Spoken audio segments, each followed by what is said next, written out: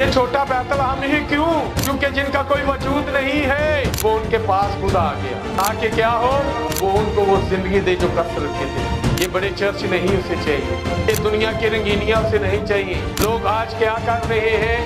Birthday किसके लिए मना रहे हैं? ये 25 दिसंबर किसके लिए मना रहे हैं? बोलो तो सही, मैंने भी नहीं समझ लगन दी तुम मैं की कहने। और यीशु का पैदाइश का दिन मना रहे हैं, तो ये यीशु की पैदाइश का दिन मना रहे हैं तो सेंटा क्लॉज का किसका? क्या बाइबल में ऐसा लिखा है कि जब यीशु मसीह पैदा हुआ वहां पर सेंटा क्लॉज आया और उसने वहां पर आकर चीजें बनी? ऐसा है? तो क्या कर रहे हैं? उन्हें यीशु नहीं, उन्हें तो सेंटा क्लॉज चाहिए। क्या चाहिए?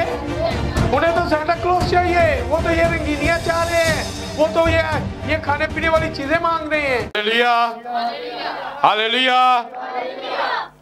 यीशु के अजीम बबरकत जलाली पुरफजल कदूस महीब और कुदरत वाले नाम में आप सबको मेरी तरफ से, ब्राइट चर्च पाकिस्तान की तरफ से और मेरे साथ आई हुई मेरी फैमिली की तरफ से आज सुबह का सलाम कबूल हो। हालेलुया। आए हम कलाम खुदा में से आज के इस इबादत के लिए कलाम में से एक मजमून लेंगे जिस पर थोड़ी देर हम बात करेंगे ताकि खुदा हमें अपने कलाम की तरफ वापस लेकर आए। कलाम अक़दस में से हमारे खुदा यीशु मसीह की अंजील जो मत्ती रसूल की मार्फत लिखी गई उसका दूसरा बाब और उसकी 5वीं आयत से चंद एक आयतें मैं आपके सामने पढ़ूंगा, बल्कि 6ठी आयत तक पढ़ूंगा, 5वीं और 6ठी आयत। कलाम खुदा में यूं लिखा है, उन्होंने उससे कहा, यहूदिया के बैतलहम में, क्योंकि नबी की मार्फत यूं लिखा गया है कि ए बैतलहम यहूदा के इलाके, तू यहूदा के हाकिमों में हरगिज़ सबसे छोटा नहीं, क्योंकि तुझ में से एक सरदार निकलेगा जो मेरी उम्मत इस्राएल की गल्लाबानी करेगा। खुदा के कलाम का पढ़ा और सुना जाना हम सब के लिए बरकत का बाइस हो। खुदा का शुक्र हो। आप सब अपनी जगह पर बैठ सकते हैं।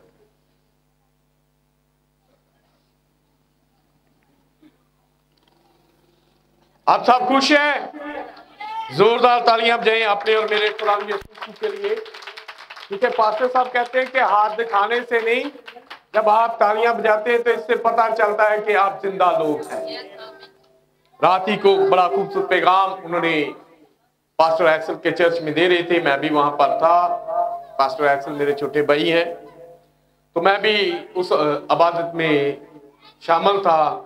और खुदा के बंदा पास्टर परवेज साहब कह रहे थे कि इस्राएली लोग जब कलाम पढ़ते हैं, थोड़ी देर के लिए खामोशी इख्तियार करें। पास्टर साहब बता रहे थे कि जब इस्राएली लोग कलाम पढ़ते हैं तो वो साकर नहीं खड़े रहते। साकर मीन्स ऐसे नहीं कि हिलजुल नहीं करनी। वो जब मूवमेंट करते हैं ऐसे ऐसे करके, ऐसे ऐसे करके, ऐसे ऐसे करके कलाम पढ़ रहे होते हैं, तो इससे पता चलता है कि ये लोग जिंदा लोग हैं। क्योंकि मुर्दा जो होता है वो हरकत नहीं कर सकता, वो हरकत वो ताली नहीं बजा सकता, वो बोल नहीं सकता, वो आमीन नहीं कह सकता, वो हालेलुया नहीं कह सकता। क्योंकि जो जिंदा लोग होते हैं वही आमीन और हालेलुया बोल सकते हैं, वही आमीन और हालेलुया। कितने लोग हैं जिन्होंने नई पैदाइश हासिल की है?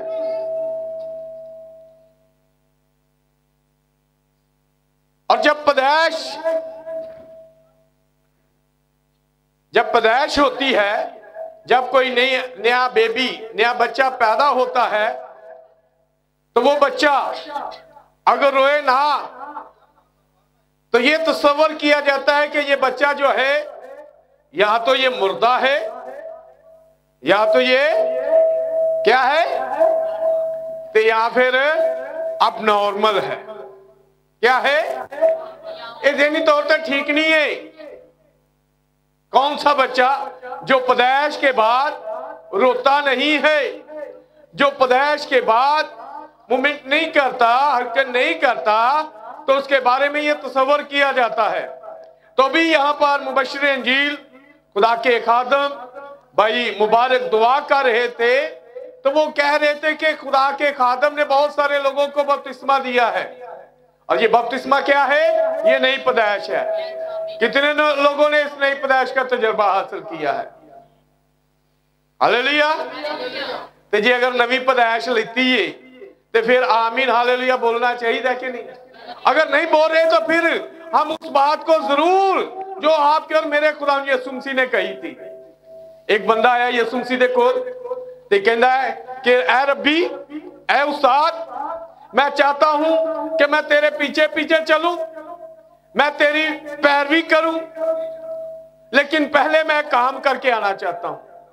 पहले मैं अपने माँ बाप को क्या करूं? याद जे के नहीं करावा तो फिर आवा। हालेलुया, मां प्यो मरिया नहीं। कहने का मतलब मैं पहले जाऊंगा, उनके साथ रहूंगा, उनको दफना कर फिर आऊंगा। बेटा क्या कर रहे हो आप? इबादत में बैठे हो, खाना पीना बंद करें। पार्क नहीं है ये पार्क नहीं है। हम कोई पिकनिक मनाने नहीं आए, हम तो यीशु मसीह की इबादत के लिए आए हैं।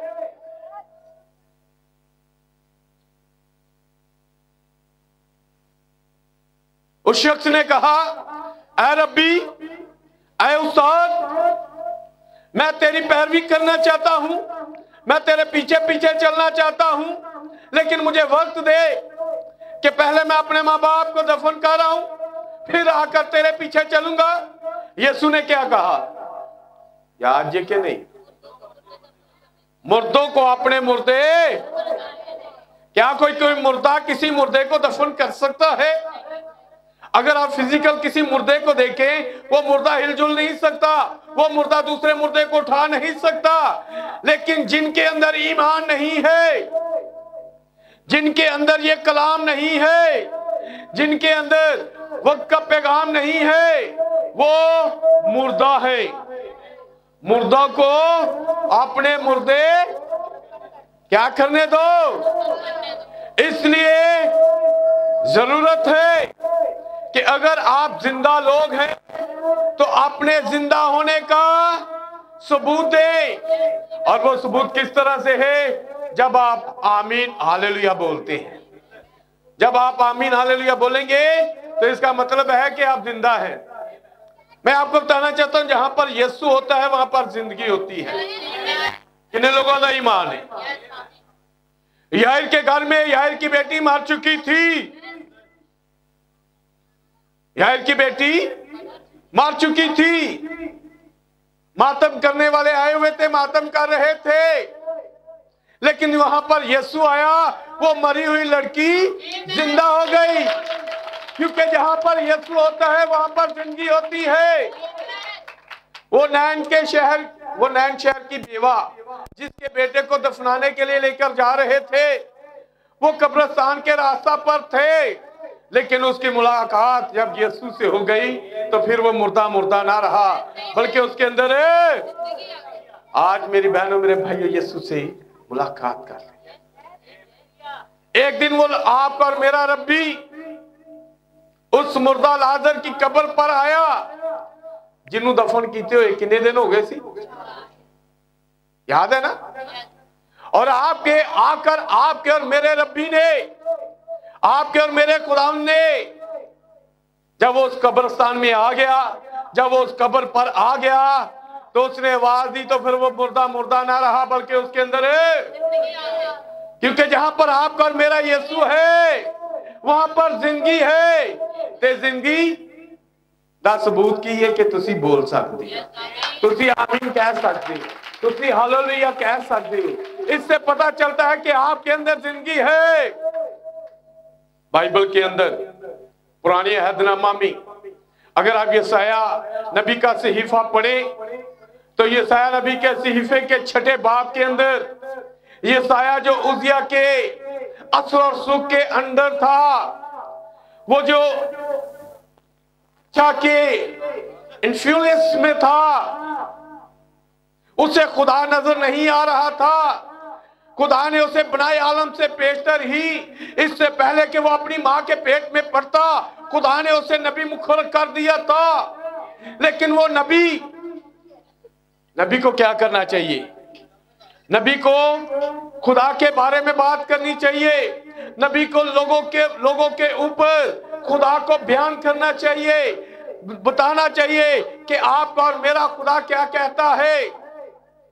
उम्मत को उसके गुनाह याद दिलाने चाहिए।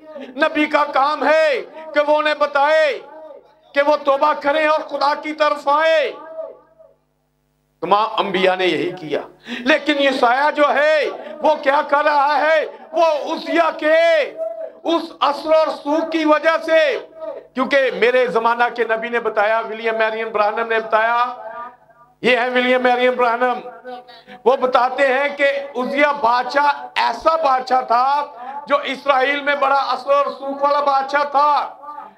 सबसे पहले जो ज्यादा असर और सूख वाला बादशाह था वो सुलेमान था, और सुलेमान के बाद कोई असर और सूख वाला बादशाह था तो वो उजिया था।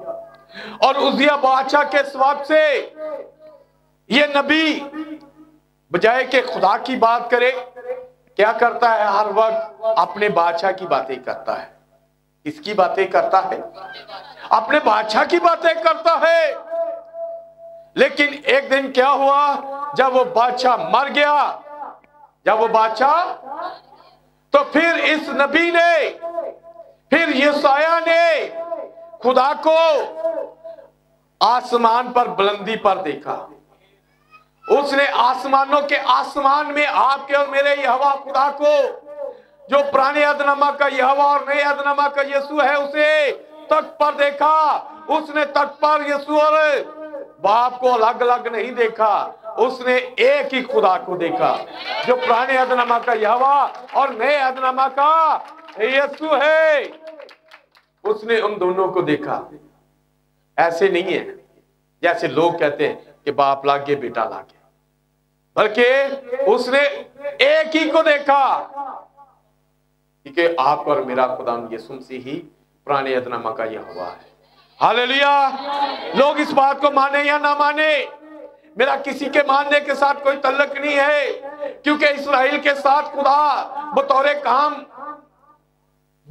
कौम काम कर रहा था। लेकिन आज आप गैर कौमों के साथ वो फर्दन वो इंडिविजुअल हर एक के साथ पर्सनली तौर पर वो बात करना चाहता है। आज वो आपको, क्योंकि हर किसी के पास शायद कुछ और मुख्तलिफ बात हो, लेकिन आपके पास ईमान होना चाहिए, क्योंकि नबी का वो पैगाम जो एक कामल इंसान का कदो कामत है, उसकी बुनियाद जो है वो क्या है? वो ईमान है। और ईमान क्या है? अनदेखी चीजों पर एतमाद करना, यकीन करना, ये ईमान है। लेकिन लोग कहते सानू वहा ते फिर असी, ये ईमान नहीं है, ये ईमान नहीं है। ईमान क्या है? अनदेखी चीजें जिन्हें आपने देखा नहीं है, फिर आप उनका यकीन करते हैं, उन पर एतमाद रखते हैं, ये ईमान है। और वहां पर यशाया ने एक ही खुदा को देखा। कितने खुदावन? एक ही खुदा को देखा। और जब उसने उस एक खुदा को देखा तो बात कर रहा था, जहां पर यीशु है वहां पर क्या है? और बोलो ते सही, वहां पर शोर है। एहो या शोर नहीं जरा तुसी पांच कलाम ही ना सुनिया जाए। वहां पर किस किस्म का शोर है? वहां पर कदूस कदूस कदूस ये शोर है। वहां पर हालेलुया का शोर है। आपका और मेरा खुदा यीशु मसीह जब यरूशलेम में आया तो वहां पर होशनाओं के नारों का शोर है, कोई अपनी पर्सनल गल्लां दा शोर नहीं है। वहां पर किस किस्म का शोर है? हालेलुया का शोर है, आमीन का शोर है, कदूस कदूस कदूस का शोर है, वहां पर होशनाक का शोर है। इसलिए मेरी बहनों और मेरे भाइयों, जब आप अपना मुंह खोलते हैं तो अबलीस शर्मिंदा होता है। अबलीस चाहता है कि आप खुदा के लिए अपना मुंह ना खोलें। अबलीस चाहता है कि आप खुदा के लिए अपना मुंह ना खोलें। जब अगर आप मुंह खोलेंगे तो फिर अबलीस शर्मिंदा होगा, आप फतह पाएंगे। क्योंकि यीशु मसीह ने कहा कि जेड़ा कुछ अंदर होता है वही बाहर निकलता है। अगर आपके अंदर आमीन है तो अबलीस नहीं चाहता। और ये आमीन पता क्या है? काशवा की किताब में लिखा है, वो जो सच्चा बरहक और किए आमीन है। और वो आमीन आपका और मेरा खुदा यीशु मसीह है। वो नहीं चाहता कि आपके दिल में यीशु हो, वो चाहता है कि ताड़े दिल च गाली गलोच होवे, गिबत होवे, लड़ाई होवे, झगड़ा होवे। अबलीस चाहता है कि आपके दिल में ये चीजें हो। अबलीस चाहता है कि आपके दिल में ये बातें हो, लेकिन आपका और मेरा खुदा आपके दिल में रहना चाहता है। वो चाहता है कि आज आप अपना दिल उसे दे दे ताकि वो आपके दिल में रहे और आपके दिल में से आमीन निकले, आपके दिल में से हालेलुया निकले, आपके दिल में से कदूस कदूस कदूस निकले, आपके दिल में से होशना के नारे निकले। आप अपने खुदावंद को जलाल दे, क्योंकि वो जलाल के लायक है। Hallelujah hallelujah. आप सब खुश हैं इसलिए कि आपका और मेरा खुदा यीशु मसीह जो पुराने का यहोवा, वो एक नन्हा छोटा बच्चा बनकर इस रुए जमीन पर आ गया था आज से 2000 साल पहले, ताकि हम क्या करें? निजात पाए। हम क्या करें? हम निजात पाए। और आज जो मैं आपके साथ एक मजमून शेयर करना चाहता हूं, ये अभी थोड़े दिन पहले भाई ऐसल ने किताब प्रिंट कराई है, छोटा बैतलहम ही क्यों। और हमने जो हवाला पढ़ा उसमें भी यही लिखा हुआ था। एक पेशन गोई थी, क्या यहूदा के छोटे बैतलहम, तू क्या है? हरगिज तू सबसे छोटा नहीं है। तू सबसे क्यों छोटा नहीं है? बेशक था छोटा ही, लेकिन वहां पर कौन आ गया? आपका और मेरा खुदा यीशु मसीह जब आ गया तो उसके आने के सबब से फिर वो छोटा नहीं रहा। ये नहीं है कि उन्हें अपना रकबा बढ़ाता था। उसके आने के सबब से, उस मनंजी के आने के सबब से, उस नजात हिंदा के आने के सबब से, जो आपके और मेरे लिए निजात लेकर आया, उस सबब से ये शहर जिसकी कोई कदर नहीं थी,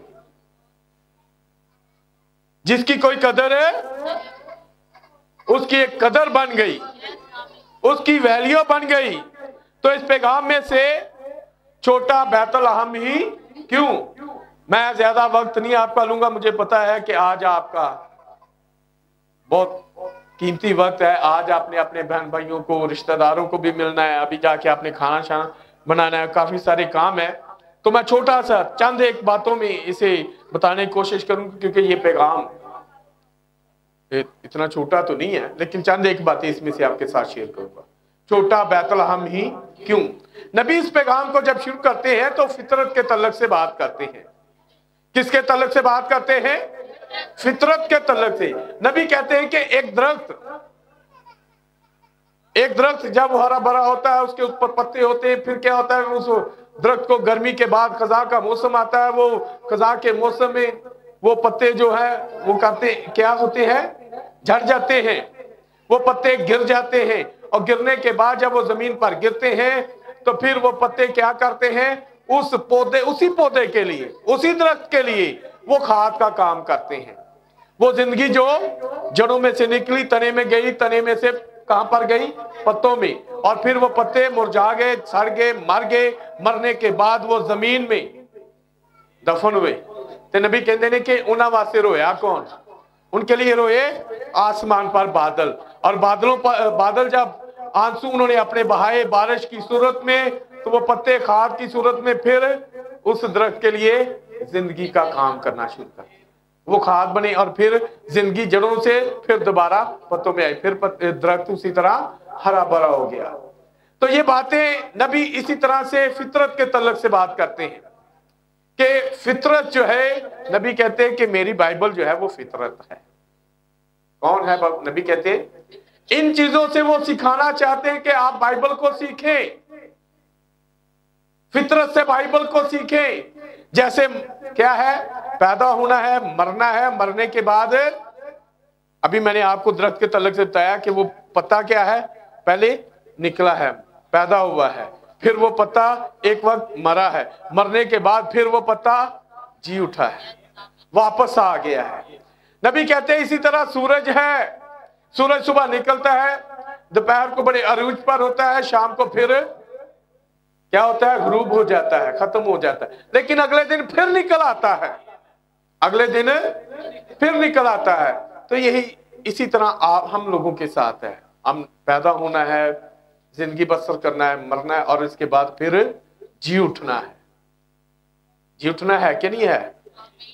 नबी इस पैगाम के अंदर बात करते हैं कि पुराने अहदनामा के लोगों को पता था, अयूब को पता था, अयूब को पता था। वो कहता है कि एक दिन फिर मैं दोबारा इसी बदन में अपने निजात देने वाले को, मुखलसी देने वाले को, अपने छुड़ाने वाले को फिर देखूंगा। और फिर जब उसे दफन किया गया, एक वक्त आया कि ईमानदारों का बाप, केड़ा सी ईमानदार अब्राहम की बीवी फौत हो गई, की ना सी उनका, सारा। और जब सारा फौत हुई तो अब्राहम ने क्या किया, शादी तो की, लेकिन दफनाने के तलक से बात करने लगा हूं, आपको बताने लगा हूं। नबी कहते हैं, ब्रदर ब्रानम बताते हैं कि अब्राहम ने उस जगह को लिया जहां पर कौन था दफन हुआ, अयूब। जहां पर कौन दफन हुआ, अयूब की बात कर रहे हैं कि उसके पास मुकाशवा था, एक रेवलेशन था। और ये रेवलेशन क्या है, मैंने जो आपसे शुरू में बात की, ईमान। ईमान आपका रेवलेशन है, ईमान आपका मुकाशवा है।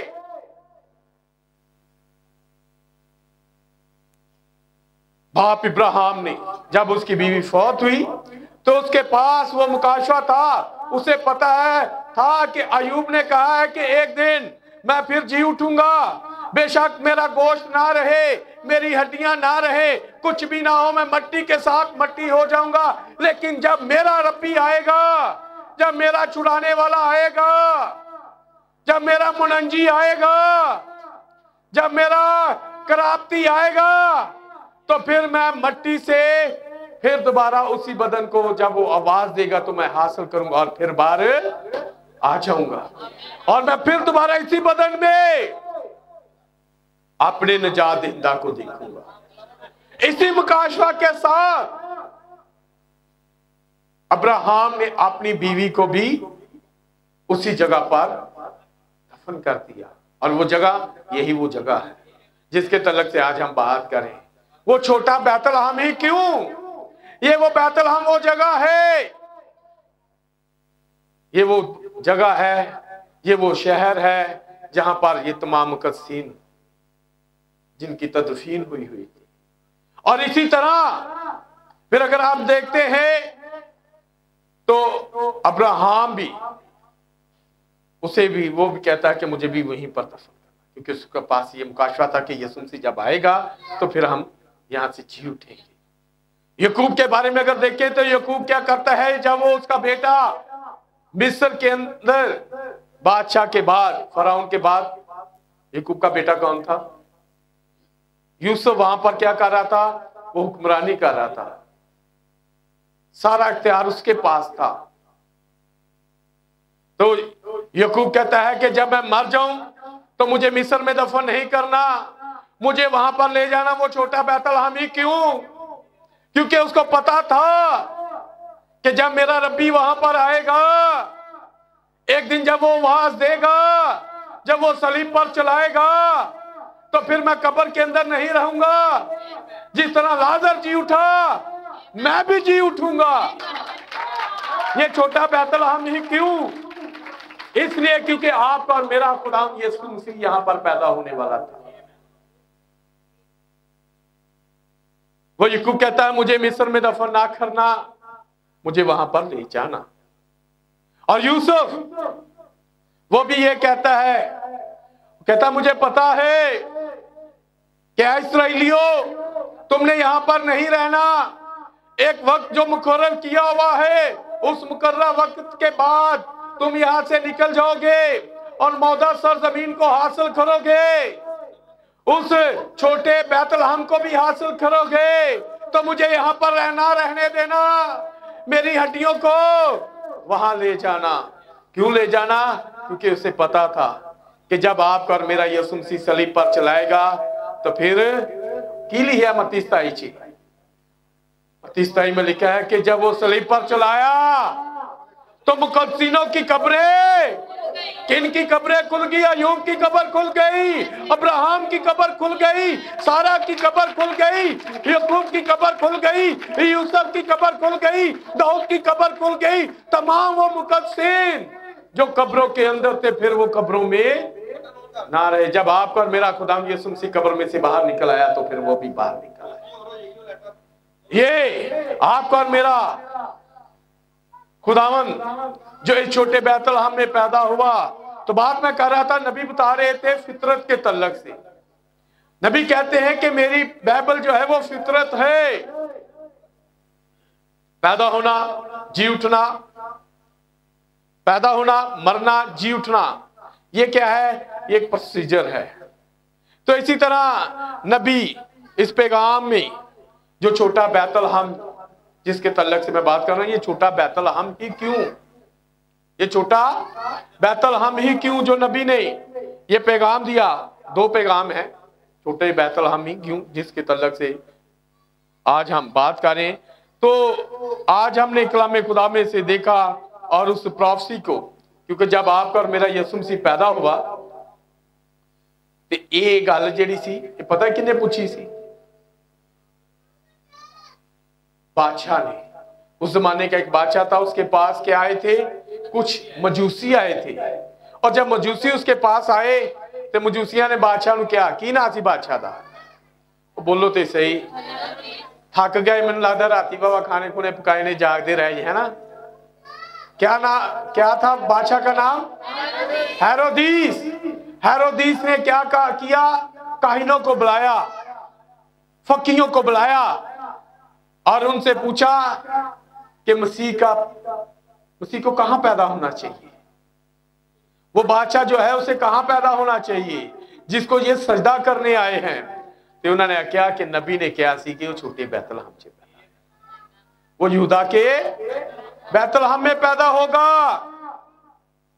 तो आज हमारा मजमून भी यही है, छोटा बैतलहम ही। क्योंकि अगर आप देखें तो इस्राइल के अंदर ये बैतलहम, इसकी कोई इतनी वैल्यू नहीं थी। पाकिस्तान च भी कई ऐसे ये जिले है, ये शहर है जिन्होंने कोई जानता ही नहीं। तो शायद ये भी कुछ इस तरह से ही था। यहूदा के बाकी के इलाकों में, मैं यहूदा की थी, यानी पता ही है यहूदा कौन है यहूदा?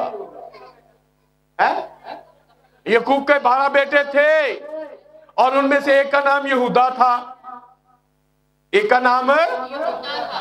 और यहूदा जो है, जब इन 12 बेटों ने मौदा सरजमीन में आना था, तो मूसा तो वहां पर नहीं आया, लेकिन मूसा का एक शिगिर्द था, क्या नाम था उसका?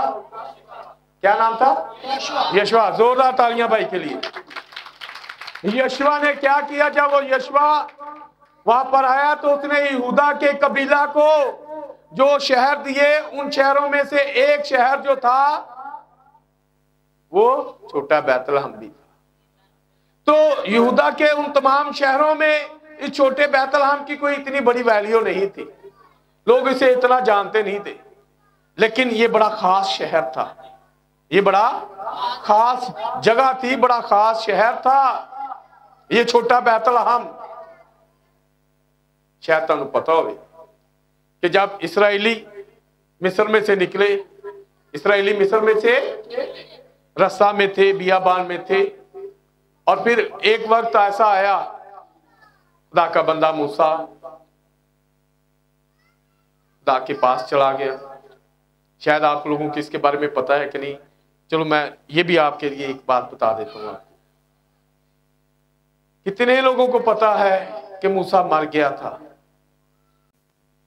लिखा कि नहीं? मूसा मर गया था, लेकिन कितने लोगों को पता है कि जब वो मर गया था तो फिर वो मरण तो बाद उन्हें किथे जाना चाहिए सी? सैमुअल मरण तो बाद किथे गया है? आलमे रवाह च पता ही है कि नहीं? सैमुअल दी रूह बुलाया सी ना, एक ऐसी औरत ने जिंदा आशना जिन सी, क्योंकि आलमे अरवाह का कब्जा किसके पास था? अबलीस के पास। आलमे अरवाह का कब्जा अबलीस के पास था। तो तमाम कसीनों की रूहें भी नीचे जाती थी, लेकिन मूसा की रूह नीचे नहीं गई थी। क्यों नहीं गई थी? यहूदा दा खत पढ़ोगे ना तो उत्ते लिखा है,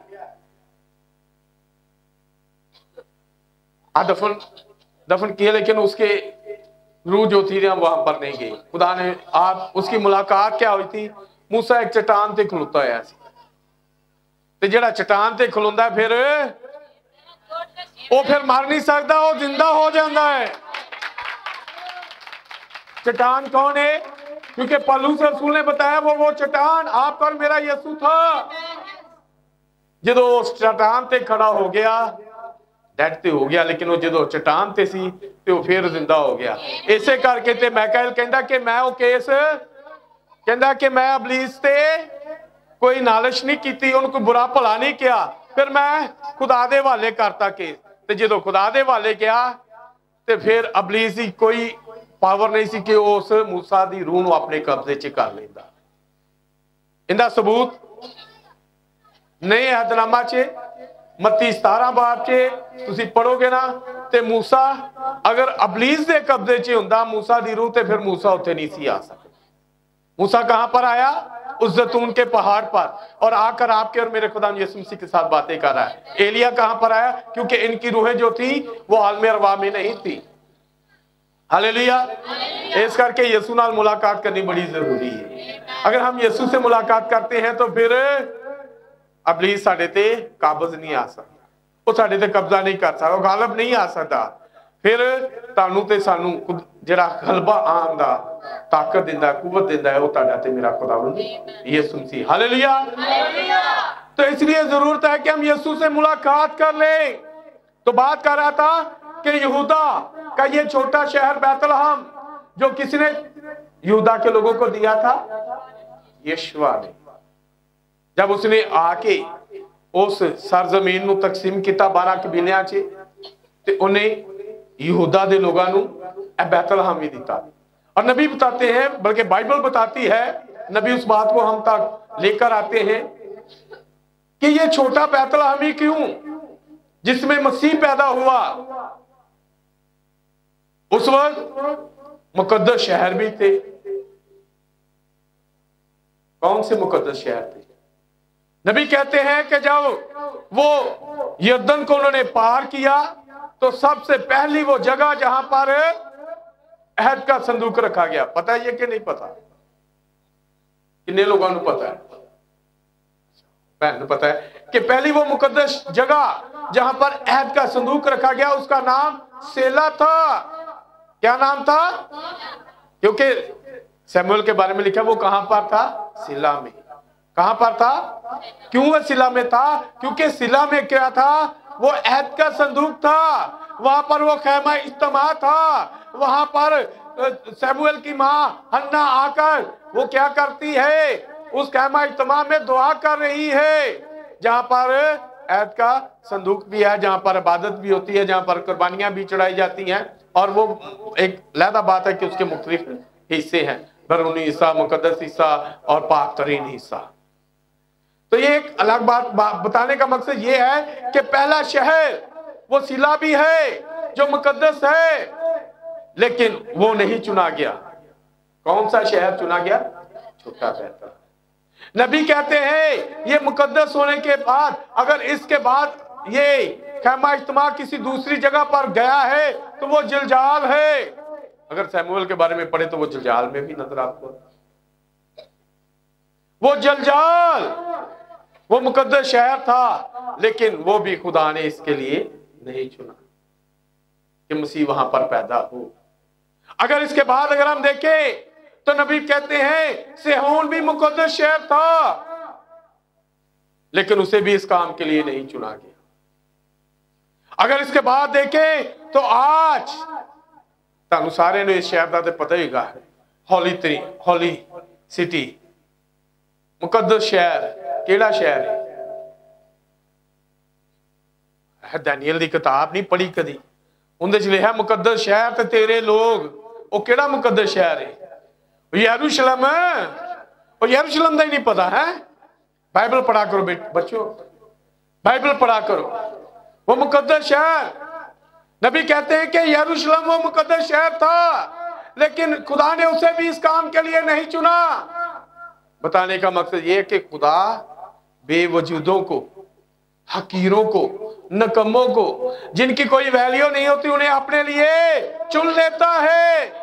ये शहर जिसकी कोई वैल्यू नहीं थी, खुदा ने उसे अपने लिए चुन लिया। खुदा ने उसे अपने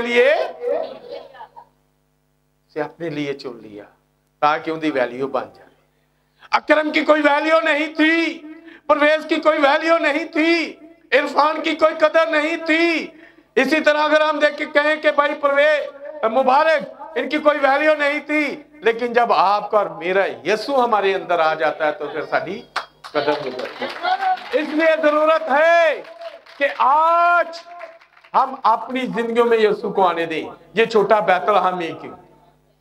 ये छोटा बैतल हम ही क्यों?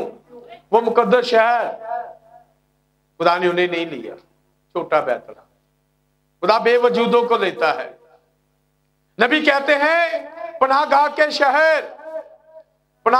शहर जो बड़े कदर रखते थे, लोग कहते थे कि अगर हम उन शहरों में जाएंगे तो हम बच जाएंगे, अगर हम जलाद में चले जाएंगे तो बच जाएंगे, हम रामा में चले जाएंगे तो बच जाएंगे, हम कादिस में चले जाएंगे तो बच जाएंगे। वो समझते थे कि ये शहर हमें बचा लेंगे। लेकिन मेरे भाइयों, आपका और मेरा यीशु मसीह जो आपकी और मेरी पनाहगाह है, जो आपका और मेरा मोहकम किला है, वो इन शहरों में नहीं बल्कि इस छोटे बैतलहम में, वो बेवजूदों को जिनकी कोई कदर नहीं है उनको अपने लिए चुन लेता है। अगर आप इस तरह से देखना चाहें, पुराने अदरमा में मेरे दिल में एक बात आ रही, मैं आपके साथ शेयर करूं। लकड़ी के बारे में अगर कोई जानता है तो कीकर की लकड़ी की कोई वैल्यू नहीं। ये तो तिकर के कीकर दी छावे भी घाटी लोग बैठे ने, कहते नहीं हमें कंडे ही बह होंगे, कि कंडा ही ना मरवा।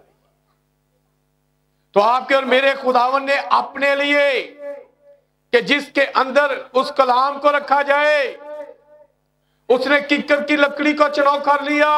उसने कहा कि मेरे लिए जो तुमने ऐद का संदूक बनाना है वो कीकर की लकड़ी का बनाना है। इसी तरह आपका और मेरा खुदा हम बेवजूदों को चुन लेता है ताकि हम क्या करें, वो हम में रहकर अपना काम करें। वो बहुत पढ़े लिखे लोगों को नहीं, वो आलमों को नहीं, वो बड़े बड़े चर्चों को नहीं, उन्हें किसी वड्डे कैथलिक दे चर्च नूं नहीं, उन्हें चर्च ऑफ पाकिस्तान दे किसी वड्डे चर्च नूं नहीं, मैथोडिस्ट के किसी बड़े चर्च को नहीं, प्रेस्बिटेरियन के किसी बड़े चर्च को नहीं, उसने इस छोटे से बाबू साबू के किस घर को चुन लिया ताकि यहाँ पर क्या हो, उसके कलाम की मुनादी हो। ये छोटा बाबू साबू ही क्यों, वो बड़े बड़े चर्च क्यों नहीं, वो इन छोटे शहरों में क्यों आ गया, ताकि आप तक खुदा का पैगाम है। उसे शहर बड़े बड़े लोग जाते, वो बड़े चर्च बड़े लोगों के लिए, लेकिन आपके लिए वो खुद आपके घर में आ। ये छोटा बैतलहम ही क्यों? क्योंकि जिनका कोई वजूद नहीं है, वो उनके पास खुद आ गया ताकि क्या हो, वो उनको वो जिंदगी दे जो कसरत की जिंदगी है। ये बड़े चर्च नहीं उसे चाहिए, ये दुनिया की रंगीनियां उसे नहीं चाहिए।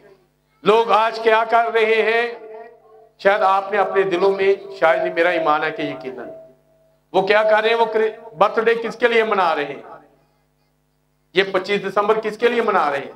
बोलो तो सही, इन भी नहीं समझ लगन दी तुहानू मैं की कहन दे। और यसू का पैदाइश का दिन मना रहे हैं, तो जे यसू की पैदाइश का दिन मना रहे हैं तो उत्ते सेंटा क्लॉज का की काम है? क्या बाइबल में ऐसा लिखा है कि जब यसू मसीह पैदा हुआ वहां पर सेंटा क्लॉज आया और उसने वहां पर आकर चीजें बांटी? ऐसा है? तो वो क्या कर रहे हैं, उन्हें यसू नहीं, उन्हें तो सेंटा क्लॉज चाहिए। क्या चाहिए?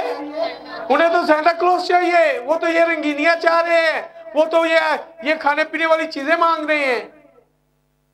लेकिन मेरे भाइयों, उनमें कोई जिंदगी नहीं, जिंदगी तो यीशु में है। वो उन बड़े चर्चों में नहीं। शायद अगर आप देखें इसी तरह वो उनके चर्चों के अंदर बहुत सारी रोशनियां आपको नजर आएंगी, लाइटें नजर आएंगी, लेकिन आपका यीशु मसीह उन लाइटों में नहीं है।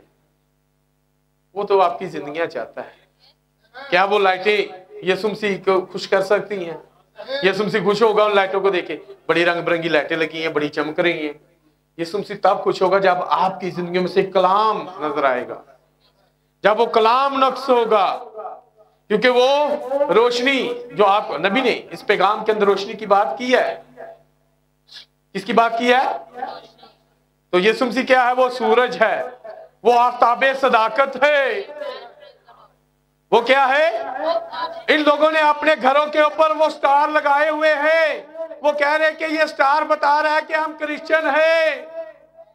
वो अपनी जिंदगियों से नहीं ये बताना चाहते कि हम क्रिश्चियन हैं। वो अपनी जिंदगियों में क्या कर रहे हैं? उनकी जिंदगियों के अंदर शराब है, लड़ाई झगड़ा है, जुआबाजी है, जनाकारी है। और वो स्टार लगाकर, लाइटें लगाकर बताना चाहते हैं कि हम क्या है? हम क्रिश्चियन हैं, हम मसीही हैं। क्या ये बातें ठीक है? यीशु इससे खुश होगा? क्रिसमस आया, लाइटां लाइयां ने, इन्हां दे बड़ियां लाइटां। यीशु मसीह किस बात से खुश होगा? जब आप तौबा करेंगे और उसके नाम का बपतिस्मा लेंगे, तो बाइबल के अंदर लिखा है कि आसमान पर क्या होगा? फरिश्ते मनाएंगे कि नहीं? क्या लाइटां लाओगे तो फिर खुशियां मनाएंगे? सेंटा क्लॉज बनोगे तो फिर खुशियां मनाएंगे? ये मेरे भाइयों, मेरी बहनों, ये क्रिसमस नहीं है। क्रिसमस मसीह की इबादत है। क्या है? इबादत है। तो रौला चलन दी है। अदन दे अंदर की होया सी? वो दोनों कुर्बानियां लेकर आए। कौन लेकर आए? शुरू में आबल और काइन। ओके, कुर्बानियां लेकर आए मीन्स इबादत करने आए। एक दी बड़ी सोहनी इबादत सी, बड़ियां लाइटां लगियां सी, बड़ी खूबसूरत इबादत सी। ते दूसरे दी इबादत रेवलेशन, मुकाशफे वाली, ईमान वाली। उस दूसरे के पास ईमान वाली इबादत थी, लेकिन एक के पास खूबसूरत इबादत थी। खुदा किस इबादत को पसंद करता है? ईमान वाली को, खूबसूरत को नहीं पसंद करता। वो चाहता है कि आप ईमान के साथ उसके हुजूर में आए, ईमान के साथ उसके कदमों में आए। जब आप ईमान के साथ आते हैं तो वो आपको कबूल करता है। आज भी लोगों का वड्डा दिन, वड्डी बोतल देना। वो समझते नहीं स्टार लाया है, लाइटां लाइयां ने, बच्चे नूं सेंटा क्लॉज वाला लिबास लैके दिता है, ते अपने वास्ते, बच्चे वास्ते की है सेंटा क्लॉज, बीवी वास्ते की है क्रिसमस ट्री, बाकी दे लोकां नूं वहाण वास्ते की है लाइटां ने, स्टार है, ते अपने वास्ते की है वड्डी बोतल है। वो कहते हैं ये क्रिसमस है, लेकिन मेरे भाइयों ये क्रिसमस नहीं है। ये तो मैं किसी और सिमत में लेकर जा रहा है। ऐसा क्रिसमस नहीं है। क्रिसमस क्राइस्ट मास है, मसीह की इबादत है। और मसीह की इबादत यही है जो हम आप कर रहे हैं। वो सिर्फ फजूल खर्ची और जहन्नम की तरफ जाना है। इसलिए मेरे भाइयों और मेरी बहनों, जरूरत है आज हकीकी क्रिसमस की, क्योंकि मसीह पैदा हुआ है तो फिर एक हकीकी क्रिसमस है। और वो हकीकी क्रिसमस, ये हकीकी इबादत है, दिखावे वाली बात नहीं है। वो स्टार, जैसे रोशनी की बात कर रहा था, रोशनी कहां पर होती है? अंधेरे में। जहां पर अंधेरा है वहां पर रोशनी की जरूरत है, तरीकी में, ताकि असी राह देख सकिए, दुरुस्त समझ की तरफ जा सके कि हमारी हकीकी समझ क्या है, हमने किस तरफ जाना है, कहां जाएंगे तो बचेंगे। अगर वो दुरुस्त समझ आपने देखनी है तो फिर वो रोशनी जो आपका और मेरा खुदा यीशु मसीह है। बच्चे जेडे पढ़े लिखे उन्होंने पता है, चंद की कोई अपनी रोशनी होती है, सितारियां की कोई अपनी रोशनी होती है। चांद कहां से रोशनी को लेता है? और सूरज कौन है? चांद कौन है? चांद कलीसिया है, ये दुल्हन है। इसने रोशनी जो है कहां से लेनी है? उस बड़े सूरज से जो आपका और मेरा खुदावंद यीशु मसीह है, ताकि उसकी रोशनी हमसे मुनक्स हो, वो रोशनी हम दूसरों तक लेकर जाए, ताकि जब वो रोशनी उन पर चमके तो वो तरीकी में से बाहर निकल आए, तरीकी में से। और यूहन्ना की अंजील के अंदर लिखा है तरीकी गुनाह है। तरीकी क्या है? हमें गुनाह में से निकलने के लिए रोशनी की जरूरत है, और वो रोशनी आपका और मेरा खुदा यीशु मसीह है। और आज लोग वो सितारे लगा रहे हैं, लेकिन वो सितारा उनको सिर्फ लोगों ने दसा था कि क्रिश्चियन ना कहा रहे, लेकिन यीशु की तरफ नहीं ले जा सकता। अगर यीशु की तरफ आना तो मुझे भी एक स्टार के साथ मेरी मुलाकात हुई जिसका नाम विलियम मैरियन ब्रानम है। जब मेरी उस स्टार के साथ मुलाकात हुई तो उसने उस रोशनी को जो उसने उस बड़े सूरज से ली थी, वो रोशनी जब मेरे ऊपर चमकी तो फिर मैंने पुरानी जिंदगी नू बाय बाय ते नवी जिंदगी जीनी शुरू कर दी। फिर मैंने उस रोशनी को दूसरों पर मुनक्स करना शुरू कर दिया।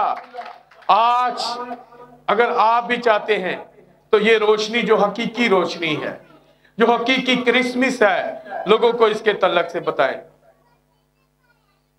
मैं एक भाई का बयान सुन रहा था जो कन्वर्ट हुआ था। वो बातें बता रहा था कि मैं इन बातों के स्वभाव से कन्वर्ट हुआ। क्यों? क्योंकि लोग जो हैं वो रोशनी को छोड़ चुके हुए हैं। ना तो उनके पास्टर इस रोशनी से वाकिफ है, ना उनकी माएं, क्योंकि नबी ने कहा 4 अंजीलें तो इस किताब के अंदर, 5वीं अंजील माँ है। वो कहता मेरी माँ मुझे यही सिखाती थी। उसकी माँ इस पैगाम से वाकिफ नहीं थी। अगर उसकी माँ इस पैगाम से वाकिफ होती तो शायद वो बंदा कन्वर्ट ना होता, शायद क्या यकीनन कन्वर्ट ना होता। लेकिन क्या है, जब हम दुनिया की रंगीनियों में जाते हैं तो फिर हम पता नहीं, हम हमारी राहें जो हैं, हमें अपनी राहों का ही नहीं पता कि हमने किन राहों पर जाना है।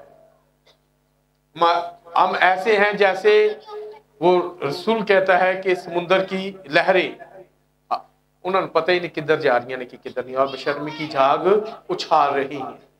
तो इसलिए जरूरत है कि हम उस रोशनी को हासिल करने के लिए दुरुस्त जगह पर आए, उस तारे से मुलाकात करें, ताकि खुदा हम जो गैर मामूली लोग हैं,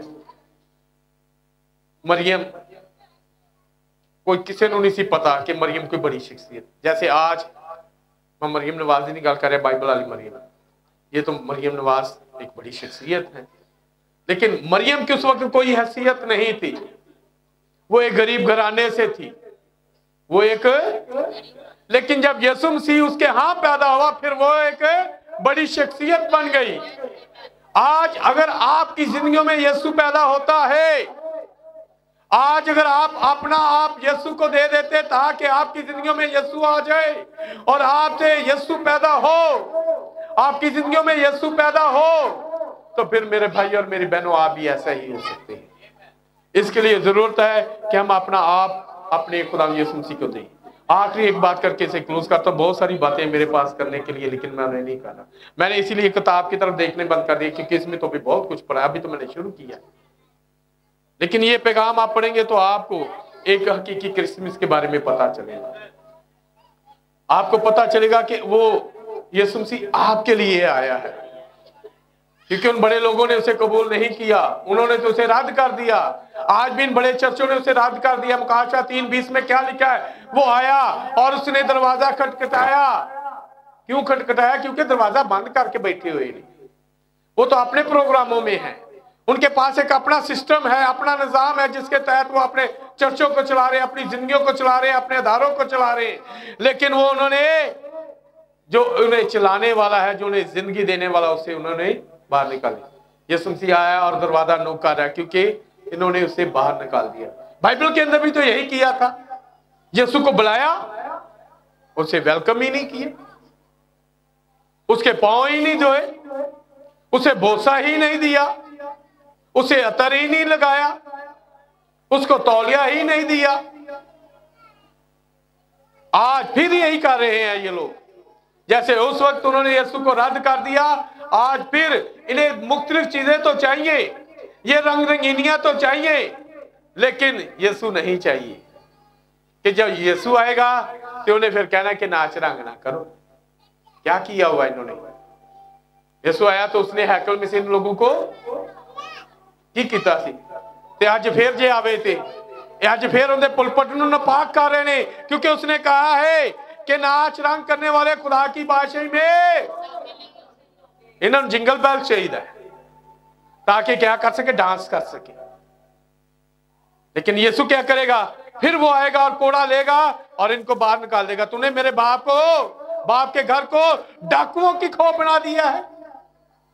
जैसे वो कलाम पहले आया और उसे इन्होंने रद्द किया और अपनी अपनी चीजें इन चर्चों के अंदर ले आए, आज फिर यही वही कर रहे हैं। आज फिर इन्होंने यीशु को बाहर और अपनी चीजें चर्चों के अंदर ले आए हैं। इसलिए मेरे भाइयों, आपका और मेरा यीशु मसीह वो छोटे बैतलहम में इसीलिए आया, क्योंकि उसे पता है कि जब वो यहां पर आएगा तो ये वो लोग हैं जो मुझे कबूल करेंगे। शायद तुम याद है कि नहीं, दाऊद नूं भी बैतलहम जो कढ़ दिता गया, पता है कि नहीं? ये शहर किसका था? बैतलहम किसका शहर था? मैंने पता तुझे थक गया है जी, थक गया जी कि नहीं? तो बोलो तो दाऊद बैतलहम किसका शहर था? ये दाऊद का शहर था और दाऊद ही को शहर में से बाहर निकाल दिया गया था। पता ये कि नहीं? उनका अपना ही पुत्र अबीसलोम ने उसके खिलाफ खड़ा हो गया। इसके अपने ही लोग, यीशु मसीह के अपने ही लोगों ने उसे बाहर काट दिया।